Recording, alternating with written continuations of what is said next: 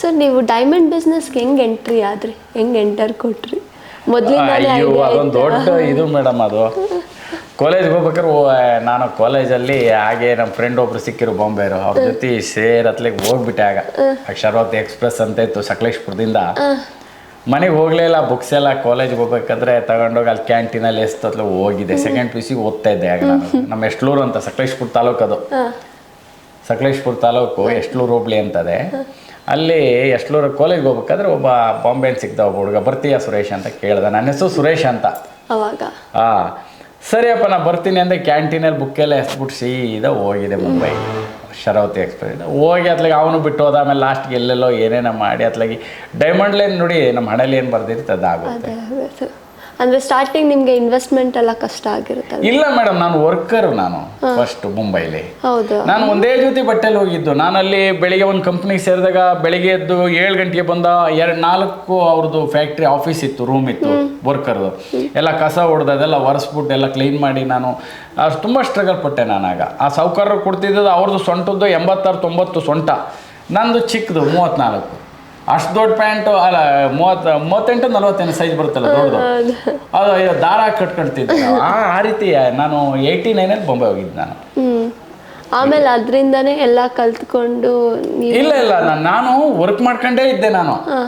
ಆಮೇಲೆ ಮದುವೆ ಆಗಬೇಕು ಅಂತ ಅನ್ಬೇಕಾದ್ರೆ ನನ್ನ 32 ವರ್ಷ ಆಯಿತು, ಮದುವೆ ಆಗಲಿಲ್ಲ. ಆಗ ನನ್ನ ಮಾವ ಎಲ್ಲ ಹುಡುಗಿ ನೋಡ್ಬಿಟ್ಟು ಇಲ್ಲಿ ನಮ್ಮ ದೂರ ಸಂಬಂಧಿನೇ ಮದುವೆ ಮಾಡಿದ್ರು. ಆಗ ನಮ್ಮ ವೈಫು ನನ್ನ ನೋಡಿ, ತುಂಬ ಬುದ್ಧಿವಂತೆ ನನ್ನ ವೈಫು, ಅವ್ರು ಹೇಳಿದರು ನೀವು ಇಷ್ಟು ಬುದ್ಧಿವಂತಿಕೆ ಇದೆಲ್ಲ ನೀವು ಬಿಸ್ನೆಸ್ ಮಾಡಿ ಅಂತ ಹೇಳಿ ಮದುವೆಯಾಗಿ 3 ವರ್ಷ ನನಗೆ ಕೆಲಸ ಬಿಡಿಸಿರಾಗ.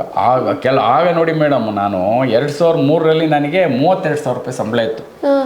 ಹೋಪ್ ಇಂಡಿಯಾ ಲಿಮಿಟೆಡ್ ಅಂತ ಹೇಳ್ಬಿಟ್ಟು ದೊಡ್ಡ ಕಂಪ್ನಿ ಅಸಿಸ್ಟೆಂಟ್ ಮ್ಯಾನೇಜರ್ ಆಗಿದ್ದೆ. ಆಗ 400 ಜನ ವರ್ಕರ್ ಇದ್ದರು ಆ ಕಂಪ್ನಿ ಮ್ಯಾನೇಜರ್ ನಾನು. ಆಮೇಲೆ ನಮ್ಮ ವೈಫು ನೀವು ಇಷ್ಟು ಬ್ರಿಲಿಯಂಟ್ ಇದ್ರಿ, ನೀವು ನಿಜವಾಗ ಸಕ್ಸಸ್ ಆಗ್ತೀರಿ ಅಂತ ಹೇಳಿ ಅವ್ರು ಮಂಗಳಸೂತ್ರ ಎಲ್ಲ ತೊಗೊಂಡೋಗಿ ಗಿರಿಬಿಟ್ಟು ದುಡ್ಡು ಕೊಟ್ಟರು ನನಗೆ. ಅಡ ಇಟ್ಬಿಟ್ರು ಎಲ್ಲ ತಗೊಂಡೋಗಿ, ಬಳೆ ಗಿಳೆ. ನಮ್ಮ ಕೊಡಗಿನವರು ಎಲ್ಲ ಅಂದ್ರೆ ಸ್ವಲ್ಪ ಚಿನ್ನ ಜಾಸ್ತಿ,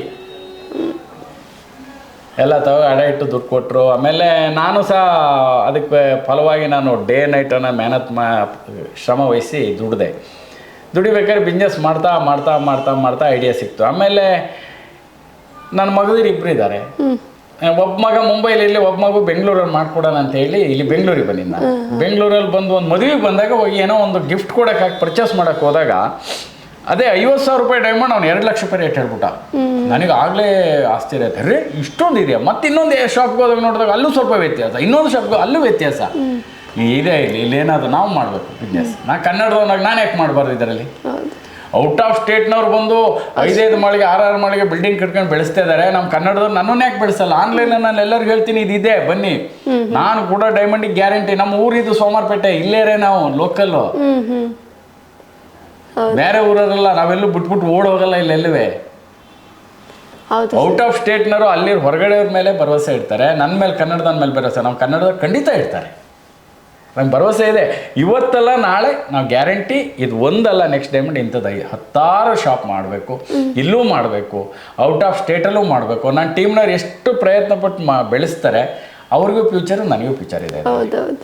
ನಾವು ಮಾಡಿ ಅಂತ ಹೇಳ್ಬೋದು, ಅವರೆಲ್ಲ ನಡೆಸ್ಕೊಂಡು ಹೋಗೋದು ಅವ್ರ ಕೈಲಿದೆ. Guys, do visit www.nestdiamonds.com for online shopping and catch up you in next episode.